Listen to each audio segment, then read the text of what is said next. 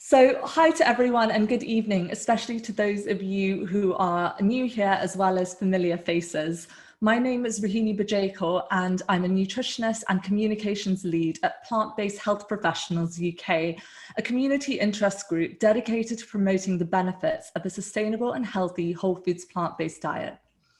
This webinar is dedicated to plant-based pregnancy, which is such an important topic and where there's still so many misconceptions and misunderstandings about this, despite the fact we know that it's not only safe, but it's beneficial, as a plant-based diet is suitable right from preconception up to old age. So we have none other than our very own advisory board member at Plant-Based Health Professionals UK, Dr. Miriam, who's going to be diving into the science in the next session, and then we're going to be having a Q&A. Before that, I'd like to thank our wonderful sponsors who have supported us for over the last year. That's veganfitness.com, who kindly lend us their Zoom platform, ProVeg International, and the British Society of Lifestyle Medicine. This webinar is CPD accredited, so all of you will receive a certificate, the copy of the slides, as well as a transcript of the session so that you can catch any details that you miss. So rest assured you will have all of that. Recordings are just for Plant-Based Health Professionals UK members, but membership is available to all. And for our last webinar, before we take a short break over the summer, we are going to be joined by Dr. Micah Yu, who's a USA-based rheumatologist, to discuss autoimmune diseases and plant-based diets in a couple of weeks. So do join for that, because it's going to be another fantastic session. This is a really complex topic, the topic of pregnancy, fertility, breastfeeding, and nutrition during this time is really important, as it's such a period of change and growth. And we have some fantastic fact sheets developed by our registered dietitians, as well as Paediatrician, as well as Dr. Miriam, who's developed these incredible fact sheets that are available at pbhp.uk/fact sheets. So do go and check those out, because there's a brilliant printout tackling diet, lifestyle and fertility for both men and women, as well as what it takes to have a healthy vegan pregnancy. Of course, this is not meant to be individualized advice, but this is a really great fact sheet to have to hand, whether you are a member of the general public or a health professional listening in. Again, membership is open to everyone, and we now have members joining us from all over the world, health professionals and members of the general public alike. And you can visit pbhp.uk to subscribe to our free weekly newsletter and donate via pbhp.uk/donate if you enjoyed this webinar and you would like to support our advocacy work. We're also active on social media at Facebook, Instagram and Twitter, where you can follow us and keep up to date with the latest science.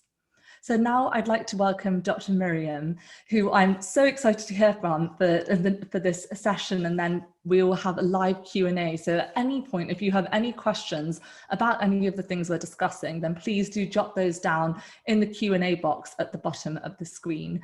Dr. Miriam is a consultant paediatrician at Imperial College London, and she trained as a medical doctor in 1999, qualifying in Spain, and she splits her time between both Spain and London. So now I'd like to welcome Dr. Miriam. Also, just to mention, her full bio is in the event description. But thanks, Miriam. So hello, everyone.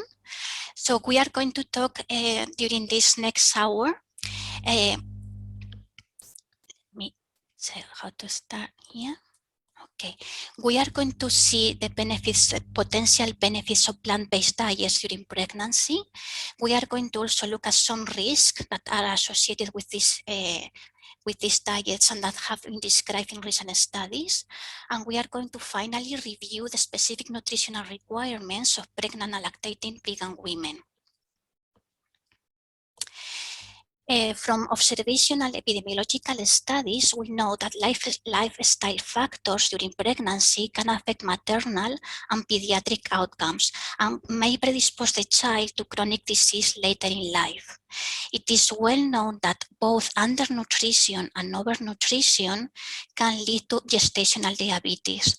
And we also know from many observational studies that diets that are low in plant foods are a risk factor for complications during pregnancy, both in mothers like preeclampsia, diabetes again, or obesity, and also in their children. In fact, gestational diabetes is currently the most common medical complication in pregnancy, and the prevalence is increasing all over the world, even in younger women. Varies by region. The most affected region are the Middle East countries and some North African countries, and then followed by Western Pacific and the Southeast Asia, and then also South Central America and the rest of Africa and North America and the Caribbean. Europe is the region less affected, but also here in this region, the prevalence is very variable. For example, in some countries like Ireland, the prevalence is very low, less than 2%, and in other countries like Norway, it's very high, like 30%. We still don't know why the difference is so marked. In the UK, almost 20%, like 18% of pregnancies can be affected by gestational diabetes. There are a number of risk factors for diabetes during pregnancy. Some precede pregnancy, some are family factors like genetic, or some ethnicities are more prone to this problem. Also maternal factors like age, and environmental and psychosocial factors have been involved too. But lifestyle factors are very important and can explain almost half of the cases. We know that if women could maintain a normal weight before and during pregnancy, especially before pregnancy, didn't smoke, had a normal, a good diet, and do some physical activity every day, half of the cases could be preventable with all these measurements. So this is important that we are going to look at this in more detail.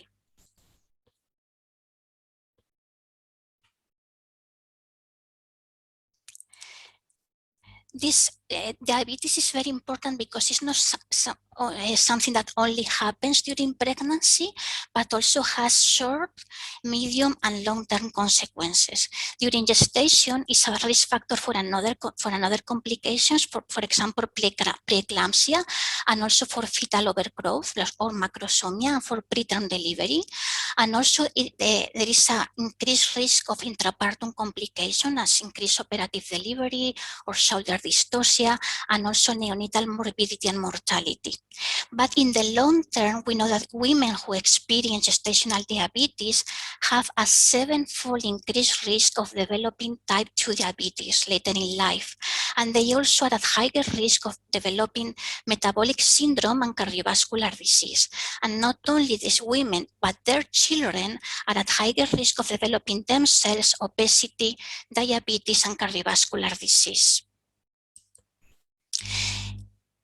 In fact, diabetes during pregnancy, or diabetes in general, is considered part of a vicious circle where the exposure, intrauterine exposure to this maternal condition, the maternal metabolic problems, leads to fetal or neonatal programming, and then later in childhood to obesity and probably metabolic syndrome as well, and also in adults later, metabolic syndrome, type 2 diabetes, and obesity. And this also increases the risk for the next generation. So it is important because during pregnancy we have the opportunity to stop this cycle, to prevent the consequences for the future.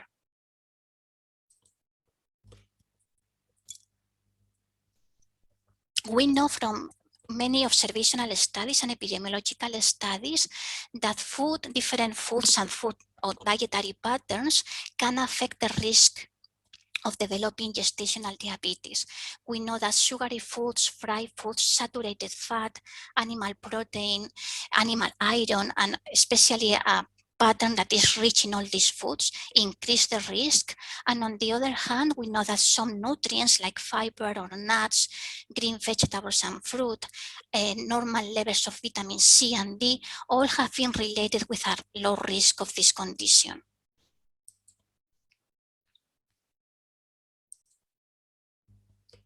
We know that in adults, in healthy adults or in adults with prediabetes, there are a lot of studies showing the value of plant-based patterns of eating in the prevention of diabetes and even in the management or even the reversing of the diabetes. However, in women, in pregnant women, there are not so many studies, and the ones that are available are limited in some aspects because either they are small or they have a very low number of vegan women or are just observational. So here is a sample of our recent studies. The most recent one is this one from Israel, and it was good because it included a good number of vegan women. As you can see here, 234 vegans. And what they found compared to meat eaters was that they were at lower risk of developing gaining too much weight during pregnancy. And this was significant. They were also at lower risk of developing gestational diabetes, but this didn't reach statistical significance. There was the tendency, the trend, but it was not enough for that. There is another study in Iran. This was a case control study comparing 200 women with diabetes and 206 controls, and they scored their diet and they give the scores according to the frequency of plant-based foods. And they found that the higher the plant-based diet index was, the lower the risk for developing diabetes. It was half the risk. There are also two recent studies, observational studies in India, showing that the risk was higher in non-vegetarian women.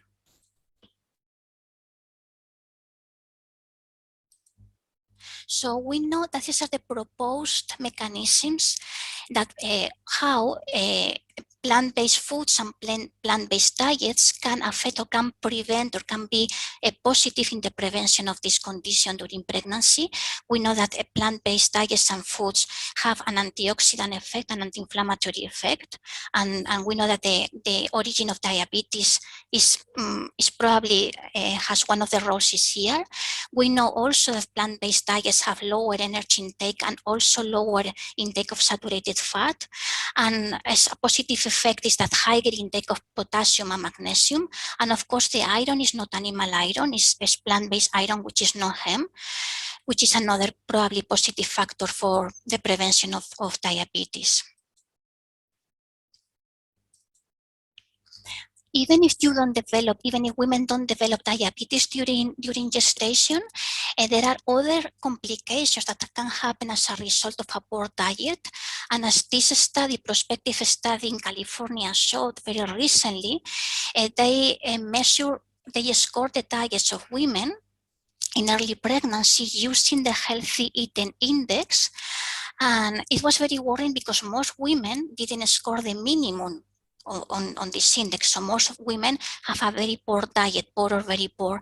But for those who were in the lowest compared to the highest scoring, there was a protective effect of having a good diet against excessive fetal growth and fetal adiposity, which is, for the long term, it was a very good outcome.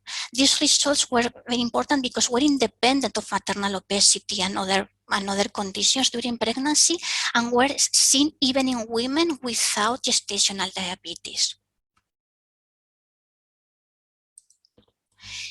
For those who are not familiar with this index, it just has 12 components. 9 are positive and 3 are negative. So the positive score more when you are eating them, and the negative is the other way around. And as you can see in the positive here, most of them are plant-based. So even if this was not a very strict index, you can see that if you score high in this index, it's because you are eating a good amount of plant-based foods. So we are going to see now if there are some problems. What are the risks associated with this, with plant-based diets during pregnancy? In 2015, a systematic review of 21 observational studies performed over many years in different countries showed that the pregnancies of vegetarian and vegan women were comparable to non-vegetarian women in terms of rate of complications during pregnancy for the women, and also on the rate of congenital defects in their babies.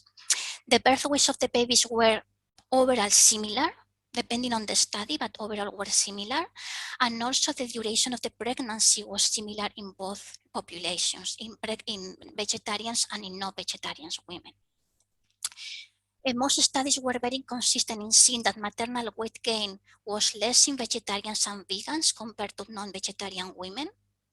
And in terms of nutritional intakes, nutritional status, vegetarian and vegan women had better intakes of magnesium and folate, but an increased risk of iron and vitamin B12 deficiency as expected. And the conclusion of this review, the problem with this review was that some of the studies were very different and difficult to compare, but it was a good review and it was the first one used in different studies.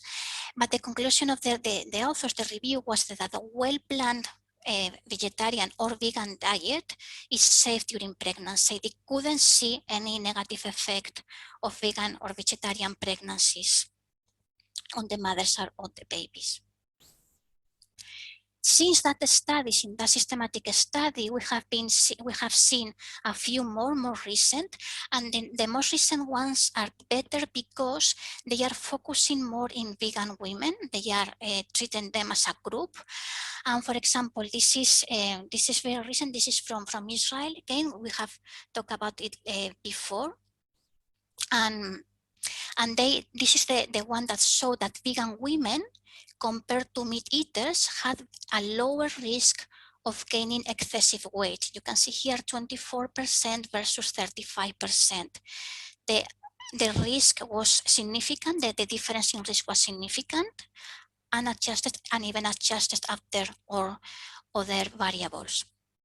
But this study also found that vegans were at higher risk of delivering a baby who was small for gestational age, 10% compared to 6%. The difference was significant when it was unadjusted, but when they included the pre-gestational weight of the women, this difference was not so easy to see.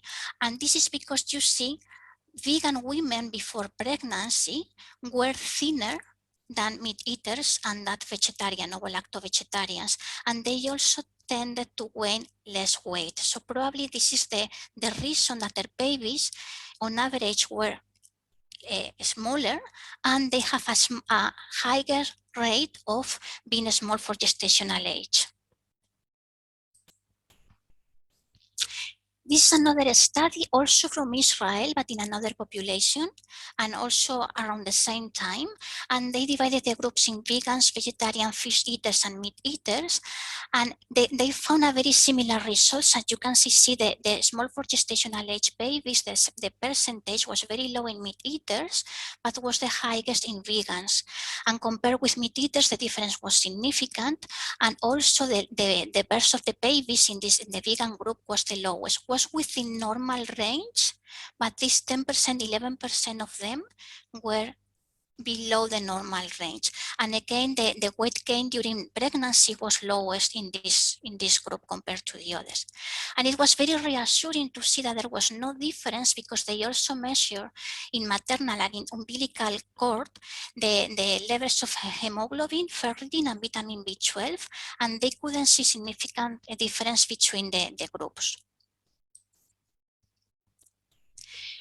They also examined the vegan group and they divided them in women who were taking supplements during pregnancy, multivitamins or B12, and they compared them with the women who were not taking supplements. And this is very interesting, because if you look at the maternal B12 levels, they were different. They were higher in the group who were taking supplements, and the difference was statistically different. But even more important, the levels in the babies were almost more than double in the group who were taking supplements. So this reinforces the importance for vegan women to take B12 during pregnancies, not only for them, but for the babies, because it's a good, they are going to have good stores for later in life. So I think, like in summary, we have the recent studies have shown that if you are more plant-based diets, the more plant-based you are, the lower your risk for increased excessive weight gain or for large gestational age baby or excess adiposity in the baby, and also is protective to towards gestational diabetes, but also is putting you at higher risk of insufficient weight gain during pregnancy, and also for delivering a baby who is going to be small for the gestational age. So the difference is not the same, because probably here when you are more in a meat-based diet, your risk of having all these complications is bigger than in this group, but can be seen like as an spectrum. But this has not to be like this way, because we know that this can be preventable. So not all vegan women are going to experience these problems. We know that the women who are going to deliver a small baby for gestational age are probably those who are very thin before pregnancy, so who has a body mass index less than 20. Those who are not gaining weight well in the first few months of pregnancy, and that can be monitored, and also whose babies are not growing well, and this can also be monitored. So if you are or someone is in this situation, instead of waiting until the end of pregnancy, it's much better to have a consultation with a good plant-based dietitian, nutritionist, because probably the diet can be optimized, the supplements that you are taking can be checked and can be again see that if what you need, and many things can be done to improve the situation. There are no studies, no interventional studies yet showing this, but it's very likely that if we do some intervention during pregnancy, nutritional intervention, we can improve the outcomes. Okay, so we are going to look with some more, not with all the detail we need because we don't have time, but we are going to see at the main things we need to know, that important nutrients and supplements during pregnancy and some also in breastfeeding. So these are the most essential nutrients during pregnancy and breastfeeding for vegan women or women who are in plant-based diets. And in some cases, for example, in calcium, the needs are very similar or don't change. But in others, for example, in iron, you can see that they increased to double during the second and the third trimester, and then go back to normal during breastfeeding. In others, for example, vitamin A is the same during pregnancy, but they increased because maternal breast milk is very rich in this vitamin. So it's important to be aware where are the differences. The good thing about this is that the maternal body can adapt and can absorb better nutrients during pregnancy and breastfeeding, so the absorption is more efficient because the demands are increased. But it's important to take this into account and to try to make our diet as good as possible to provide for all these extra nutrients that we are going to need.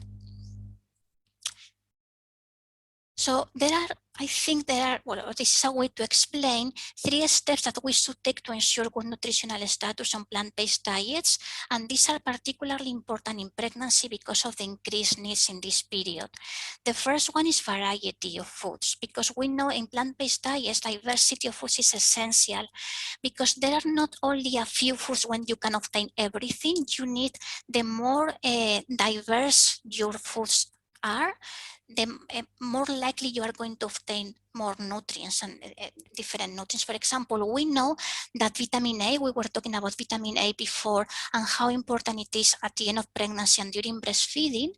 And it's not difficult to obtain in plant-based diet, but we need to consider, we need to remember that this nutrient, these carotenoids, are only found in a few veggies, in the greens, and especially the orange ones like carrots, sweet potatoes, some peppers, spinach. So if you don't take this on a daily basis, it's likely that your intake of this vitamin is not going to be optimal. So it's important to include them. And it's also important to include the green ones, the rich in calcium ones. Because even if you are eating vegetables and you are happy because you are eating vegetables, you have to take this group and this group as well. Because they are providing you with specific nutrients that are not found in other vegetables. Also for vitamin C, and it's the same, so it's not all fruits don't have the same amounts of vitamin C, so you have to eat the vitamin C rich ones. And it's very important during pregnancy, fat and vitamin E. Vitamin E is only found in fatty foods and is absorbed with fat. And the main sources in plant-based diets are nuts and seeds. So if we don't take this group daily, every day, at least 2 servings during pregnancy, it's very difficult to reach the levels of vitamin E. Otherwise, this is a very easy nutrient to take in plant-based diets, but we need to remember that we need to eat this group food. But even within this group food, it's important not to eat always or all the time the same nut, for example, only walnuts or only almonds, because some nutrients, some micronutrients are only found in specific nuts. And I have put a sample here of selenium. Selenium is only specifically found in Brazil nuts. So even if you take almonds or walnuts, but you need Brazil nuts for selenium. So diversity, the more diverse is your diet, the more reassured you are that you are getting as many nutrients as possible. Then the second step is to enhance the availability of nutrients, because we know that in plant-based diets, nutrient absorption is on average is less efficient than in animal-based diets or in conventional diets. But absorption can be improved in different ways, and there are a lot of things, or at least a few things we can do to improve absorption. So one thing is by the right combination of foods, because for example, we know that vitamin C improves the absorption in iron. So when we combine these two nutrients, these foods that are rich in vitamin C and rich in iron, we are improving the iron absorption. We also know that vitamin A, remember, is better absorbed with fat. So just taking with our salad some with tomato, with some avocado, is going to improve the absorption of vitamin A. And also we know that calcium, to be better absorbed, apart from having good levels of vitamin D, which is essential to absorb calcium, it's important to have in the same meal a good source of protein, because protein apparently improves the rate of calcium absorption. Okay.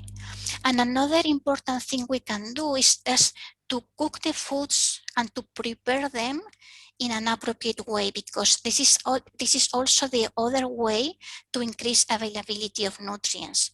For example, we know that phytate can inhibit the absorption of iron and zinc, and if we remove some phytate just by soaking our beans or our chickpeas, or by fermentation of the bread, or by just cooking, we are going to improve the absorption. And we know for many nutrients how to increase the availability and what do we have to do to avoid the decreased availability. So this is another important thing to take into account when we are planning our meals, planning our menus. And the third important step is to make sure that we are taking the right supplements. So there are some supplements that are the same for all pregnant women, regardless of their diet, and some supplements that are specifically for vegan women or women who are in plant-based diets, and some supplements that can be interesting or more convenient for some specific women. And so we know, for example, that vitamin B12, I'm not going to say much about this because I think we all know that how important it is at all ages, and also that includes pregnancy and breastfeeding. I have told you before that this recent study found that vegan women who were taking vitamin B12 as a supplement during pregnancy, their levels in their babies were much higher, significantly higher, which is an advantage for them. And there have been also some studies showing that vegan women breastfeeding women who are taking supplements, their levels in their milk are much higher than in women who are not taking supplements. So it's important to remember that any way we do it, even if it's on a weekly basis or daily basis, but important is to be regular with B12 and don't forget it.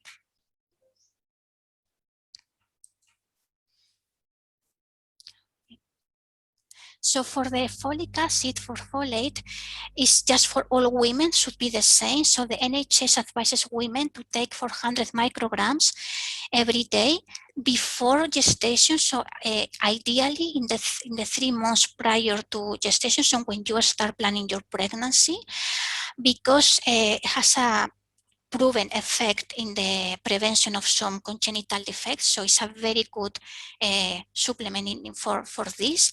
In some cases, some women may need higher doses, so they should talk with their doctors to see if they are in this situation. But folic acid is important for every woman. For vitamin D, again, the NHS recommends that most people in the UK should consider to take a supplement at least during the winter or all year, depending on the skin type and all other circumstances. So 400, which is 10 micrograms, should be like the minimum for most people. But for some women at risk, as this is from the Royal College of Obstetricians, they said that some women at risk, for example, at risk of preeclampsia, probably will benefit from higher doses, and in some cases combined with calcium as well.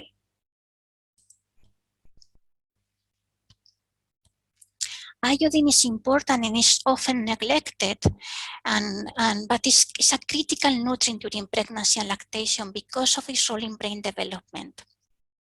And we know that in the UK, the sources of iodine are very limited because the soil is very poor in this nutrient, and because the salt is not iodized like in other countries. And some studies have found that vegans in the UK are at higher risk of iodine deficiency.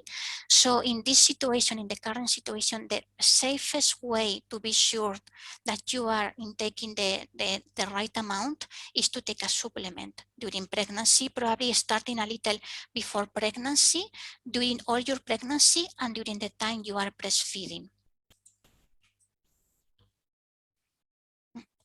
And the other important nutrient is selenium, and is getting more attention nowadays because, again, like iodine, it depends on the amount in food, depends on the amount in soil. And we know that the soil in Europe and in the UK is very poor in selenium. So there have been recent studies showing that women with suboptimal status of selenium may be at higher risk of having some complications during pregnancy, like preeclampsia or poor fetal growth, or even preterm delivery or miscarriage. So again, remember that we were talking before about the good sources of selenium, and are very limited really. So a few grains or cereals, but the amount is very low. And even if this is from one database, can very variable depending on the soil. The best one is again Brazil nuts. But be very careful because it's so rich in this nutrient that just one is covering your daily needs. And if you take 4, you are reaching the maximum amount. So if you can, the good thing to do about Brazil nuts will be to have 3 or 4 per week, or a few every month. That will be enough. And if you cannot do this, it's probably sensible to include selenium in your supplementation during pregnancy and breastfeeding.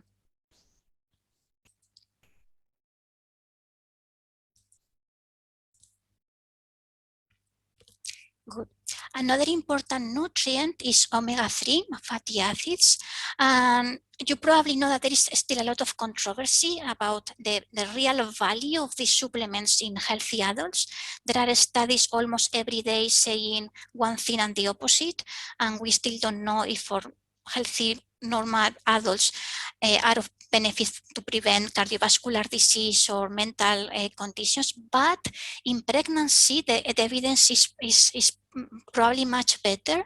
This is a recent meta-analysis, and they found in many women, almost 20,000 women, And they found quite high quality evidence that supplementation during pregnancy decreased the risk of preterm birth and low birth weight.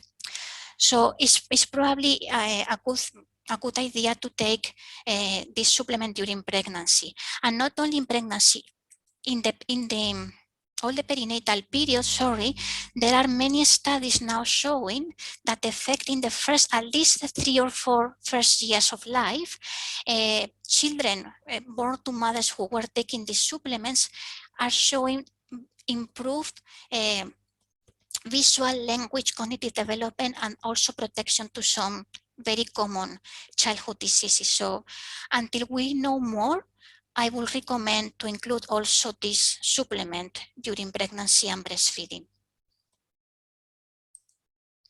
Okay, so this is like the summary of what we should be doing during the preparation of our pregnancy and breastfeeding. So remember the 3 important things: variety in your food. So try to eat not only the 4 main groups every day, that is of course, for sure, but try to eat as much variety as possible. Try to eat different veggies every day, different colors, greens, orange, red, all the colors. The more colorful your diet, the more you are reassured that you are going to get all the nutrients. And also don't forget nuts. Nuts and seeds are very important, especially at the end of the pregnancy, because at the end of the pregnancy needs also energy needs and protein needs are very high, and nuts are very concentrated in nutrients. So you don't need a high volumes, and sometimes you are not very hungry at the end of pregnancy, but you can always have a handful of nuts, and that is going to give you a very good nutrition and very good fats. Fats are very, very important in pregnancy, and especially during breastfeeding, because remember that half of the calories coming from breast milk are fat. So babies' brains, they need a lot of fat, and they are getting it from placenta first and then from breast milk. Remember also how to increase availability, just using common cooking techniques. And also this is a summary of the supplements that most vegan women are going to need during pregnancy and breastfeeding. Of course, for some specific women in different scenarios, they may need something else, but this is like a good guide for most.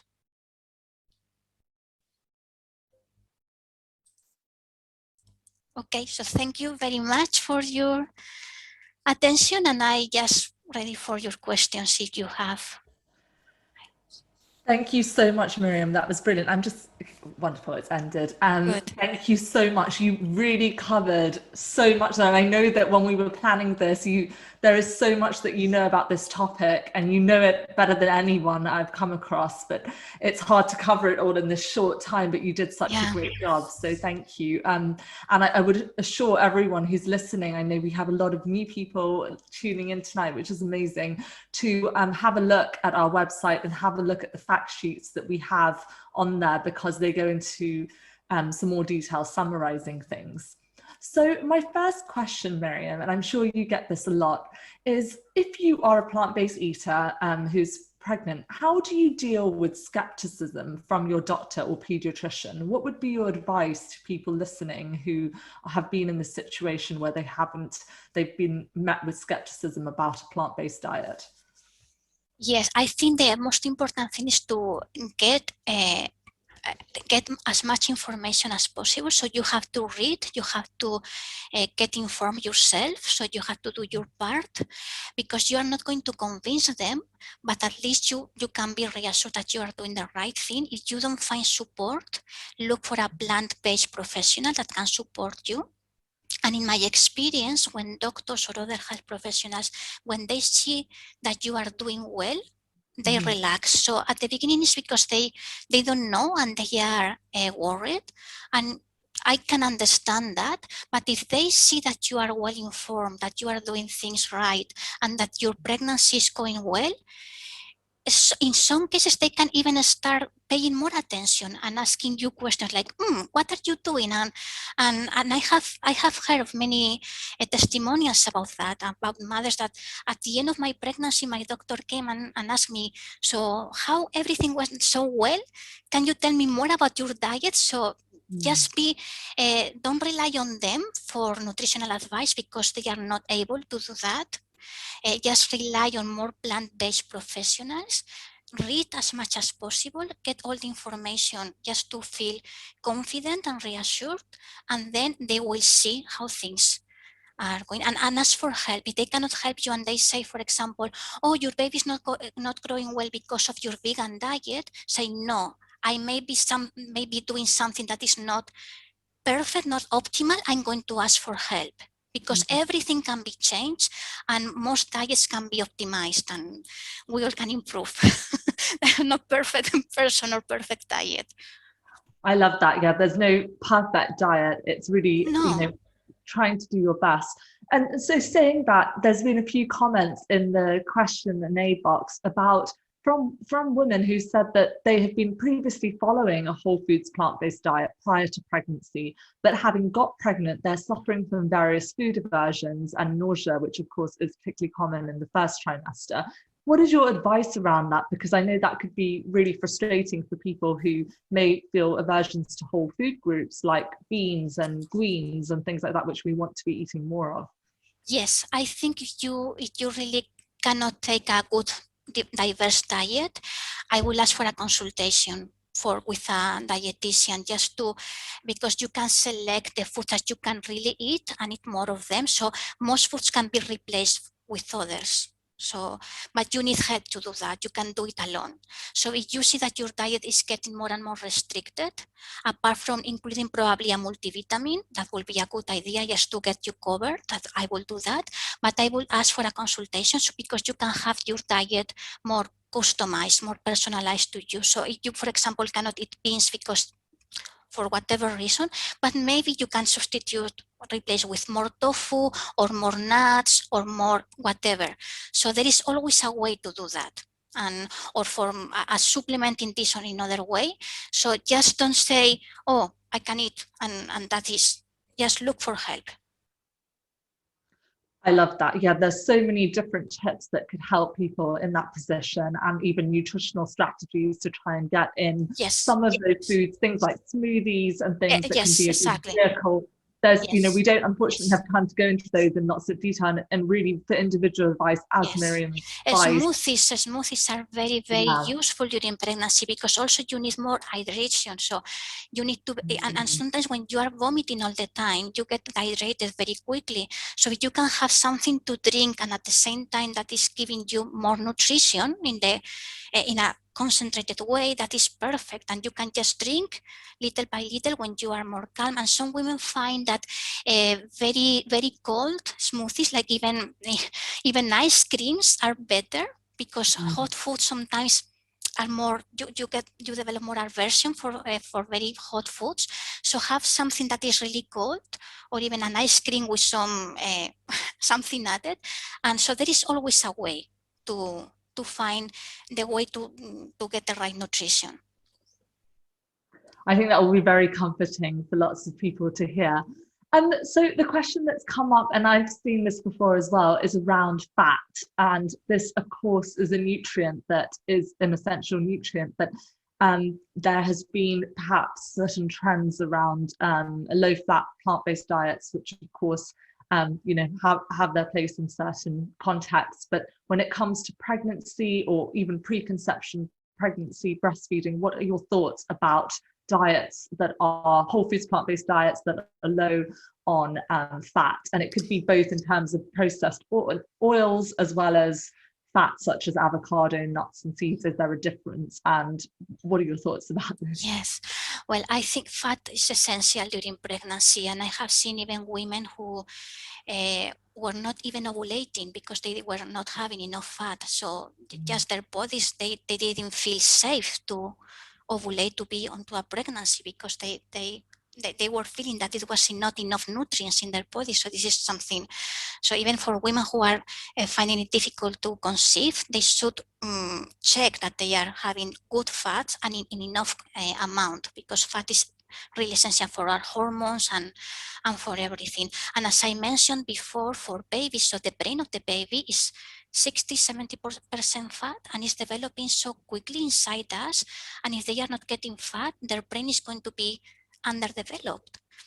And also during the breastfeeding, half of the breast milk is fat, is pure fat, especially during the first few days when it has to be very concentrated, because the stomach of a baby is really, really tiny. They can take a large amount, but if we give them a fat-rich milk, this is enough for them. So for me, fat in this period, perinatal period, is really important. Of course, it's important to choose the good fats. So fats coming from nuts, from seeds, from avocado, from good oils. You don't have to cook with a lot of oils, but if you, in your culture, sometimes you cook with oil, that is not a problem. So it's not the end of the world. You can cook with a little amount of oil and that's going to be okay.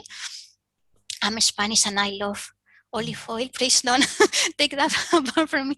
And I'm sure everyone has the favorite, oil or fat, but as long as the majority of the fat you are eating is a good quality, it's not only bad, it's very good. That's really reassuring to hear. And I suppose even understanding that a very low fat diet in pregnancy and so on can actually be dangerous and really detrimental. So that's definitely not something we're recommending. That's really helpful. So in terms of the NHS advice that someone has brought up, currently with patients with gestational diabetes, they're advised to start eating, or I think, they're encouraged to eat to reduce the amount of carbohydrates in their diet and opt for more meat, eggs, and high fats to manage blood sugars. What are your views on this? I think you touched on this already in the slide. So again, carbohydrates doesn't mean much. Again, so it's the right ones, the good ones, and whole grains are so important at all ages, but in this period, especially when you need a lot of energy and the fiber from we know that we are absorb them in slowly, and they are not going to cause a spike in insulin levels. I don't think any evidence to reduce that group, and I don't see any evidence from observational studies, from epidemiological studies. In fact, they have seen in the study mentioned before, in the California study, they could see that by replacing empty calories, what they call empty calories, with whole grains, the risk of excessive weight gain was reduced. But they didn't remove whole grains. On the contrary, they introduced more whole grains to prevent excessive weight and the risk of the diabetes. So no, it's on the contrary. It's more fruit, more veggies, more whole grains in that. Thank you for clarifying that. I think it's really important to find a health professional who understands plant-based diets and isn't going to kind of dissuade you from that and work out what's right for your needs, as you mentioned. And in terms of iron, this is this is the number one cause of, poor maternal and fetal outcomes, this lack of iron. And you touched on the fact that sometimes vegans and vegetarians can be at risk if they're not sort of including these foods in our diet, just like this affects all eaters. What is your advice and what's your experience of dealing with, people who've experienced low iron in pregnancy and anemia in particular? What would you say is like your main advice around this? I would say the same as a meat eater who is experiencing low iron. Just take a supplement, because the demands in pregnancy are so high that sometimes we cannot reach them, whatever you do. And we have supplements for something. So just take a supplement and relax. And of course, it's good to include like vitamin C and food rich in iron. But if you are doing that and it's not enough because your baby is growing quickly, is a big baby, or for whatever the reason, because some people absorb better than others, and we can control that. So it's just take a supplement. It's not a problem. The important thing is that you are okay. So you are experiencing low iron, before you get anemic, take iron as a supplement. I love how practical you are in your approach, Miriam, because there are some questions around, some questions asking about what to do if you don't like taking supplements. You try to eat as natural as possible, just whole plant foods. What is your advice? Because obviously for average, generally healthy adults, there's a few key nutrients we do need. B12 is really essential, of course. What is your advice to someone who is going into a plant-based pregnancy and wants to keep it natural? Natural. I think this is a little illusion. We are not living in a natural world anymore. And all the food system is not natural, for good and for bad, but it's not natural. And not even for meat eaters. So meat eaters, they appear to have taking less supplements or no supplements at all, but because they have a food industry that is supplementing their foods. So it's not natural either. And we know that our soil now is depleted of nutrients because of what we have been doing with intensive agriculture and other things. So we need to compensate for that, for example. So it's not that we are doing anything wrong, it's that we don't know yet how to optimize our diets. And I think with time, like in 40, 50 years from now, we are going to find a way to produce foods respecting the environment, and also that food that are more nutritious that are now. For example, we can use sea vegetables that are very rich in iodine to provide more nutrients to our soil. So our food is going to grow with more iodine, and then it will not be necessary to take iodine as a supplement. But until that point, because the other thing we have to take into account is that vegan or plant-based diets have received very little attention. So most of the industry or even the medical or the dietitian associations are focused on normal diets, and all the recommendations, all the how food is produced is thinking of that population, not in us, not about us.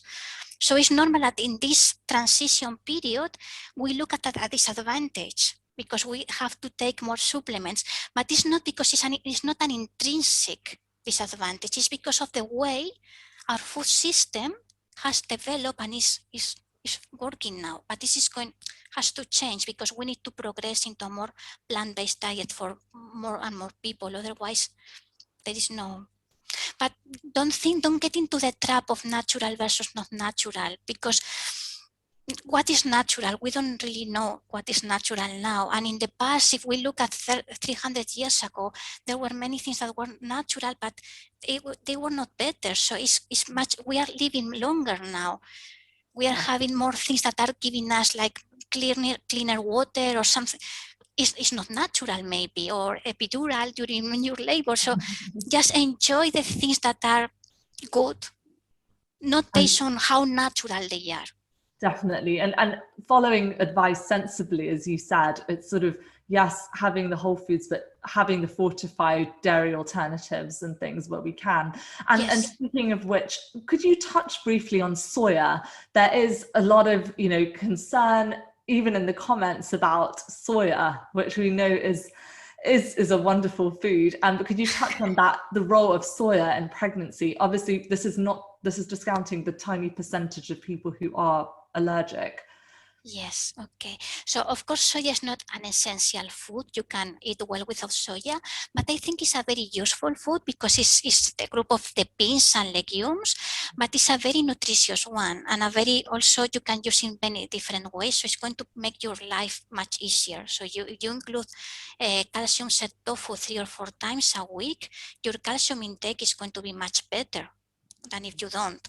Or if you drink 1 glass of soya milk, it's just 1/4 of your daily requirements, just with no effort at all. So why not? And really there is no concern. All what we know about soya from many epidemiological studies, especially the ones done in Asia, in Japan and countries where they have been eating soya for millenniums. So it's not just 100 years, it's all their lives.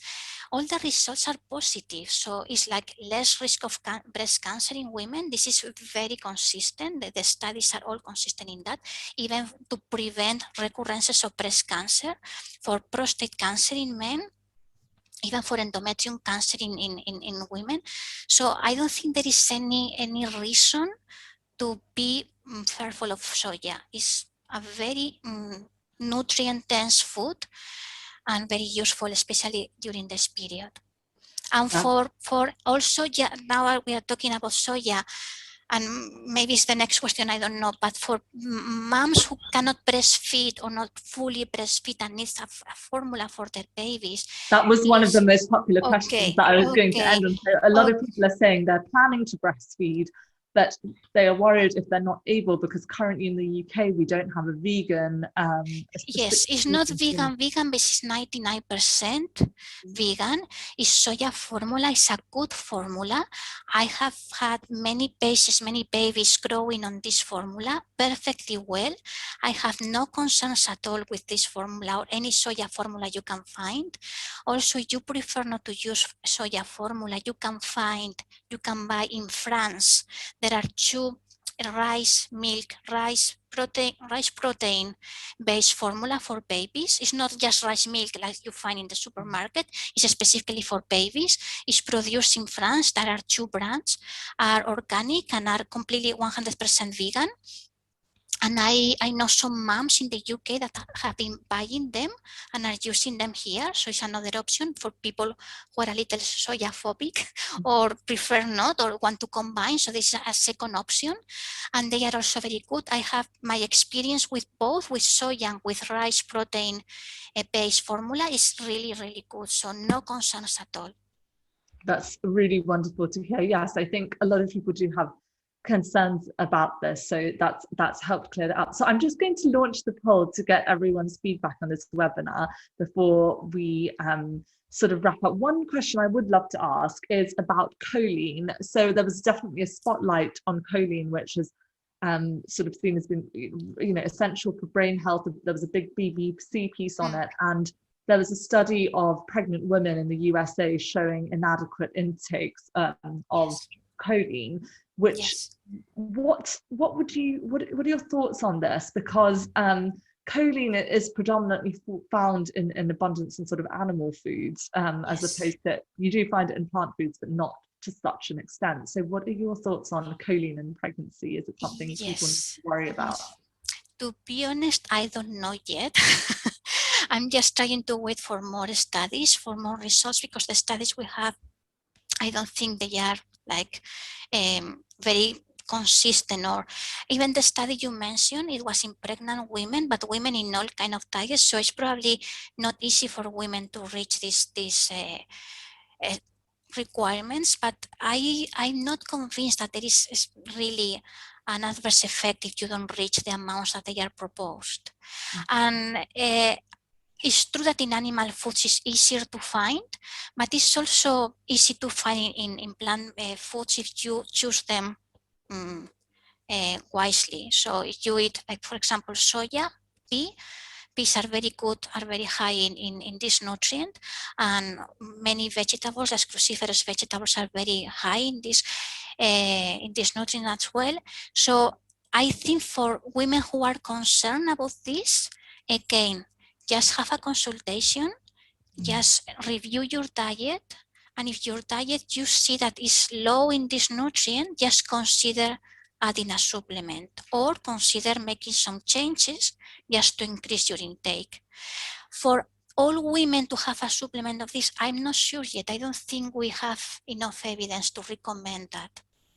I think that's really helpful. You know, there are definitely differences between even what dietetic organizations in the UK and the USA advise around these specific nutrients, and it can be very confusing for people. And I know that it's tough because you want to get it right at this key juncture in life, but these small variations are very difficult to pinpoint, and it really comes down to that individual, as you mentioned, getting the right individual advice, and also looking at your own, there's so many factors, your your age, your overall health, your daily intake of food, your weight. There's so many aspects to it, so it's hard for us to give individualized broad recommendations. This is just general advice that when we can see a good pattern. And I appreciate that, Miriam, because I think people can get tangled up in knots trying to get it perfect with this, and it can cause a lot of concern. But as you mentioned, that stress can also be